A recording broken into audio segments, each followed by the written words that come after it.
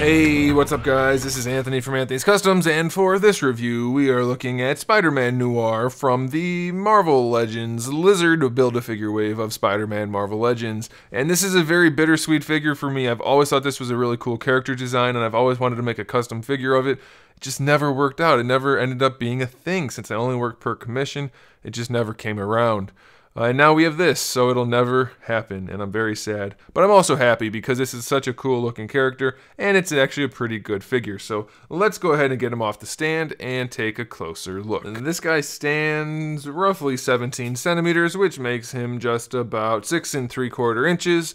And this guy's a really good example of how reused parts can be used properly. They did a really good job adding a little bit of new to the old and just giving us something that looks exactly as it should. There's just enough paint on there and color differentiation. The pants are gray, the boots are black. That makes it look good right there. We have a little bit of gray in the collar and on the face, the silver eyes of course, and then just the silver buckle. Sure, we could have used a little bit more detail here and there even if it was only in different finishes, but it does have enough appeal to it for being a generally all black character. It looks really nice, so I'm very pleased with that. As far as articulation goes, I don't know what's going on with this neck joint. I really had to fight with it to get it to move in the first place, and now it's very stiff. But it does have decent enough range if I can put the head back on. There you go. So he can look up pretty well, and he can look down pretty well. And of course side to side is no problem. And a little bit of attitude. Head sits very nicely on that neck, so very well done. For the shoulders, they don't go up so high. It's kind of a bummer.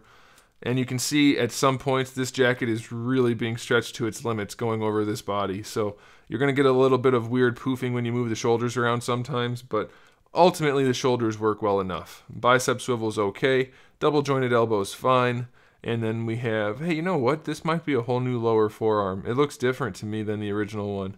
It is different. Hey, we might have a new lower forearm. The other one had more of a flared cuff. Anyway, wrists have a hinge and a swivel. They are trigger finger hands. For the torso, we can lean him forward pretty well. Not too bad. And leaning back doesn't really work because of the jacket, but it is in there. Waist twist is fine. Belt is fixed in place, so that's not really going anywhere. The hips can bring the legs really far forward. That's good. Not so far back at all. Going out to the side, again, not so far. Thigh swivel works nicely. Double jointed knees have pretty good range, but they're really blocky, but I guess there's not too much you can do about it. And then for the boots, we have no rotation anywhere, but we do have an ankle hinge that goes really far back, really far forward, and of course we have a really offset swivel, unfortunately, so that's a problem. You know, it's a pretty basic figure. It definitely has its a few faults here and there, a few issues, but I don't know, maybe it's me personally just really liking the design, or maybe they just happen to nail it, but it looks really cool. And so I'm going to recommend it. There are definitely some issues to note, which I have. So now you have the information to decide for yourself. Me personally, I can look past them. I really like this guy, and it's a fun figure to have. Here's the thing, though. I didn't mention this because it's not the biggest deal because you can use different guns, but the guns that come with him don't fit in his hands for crap.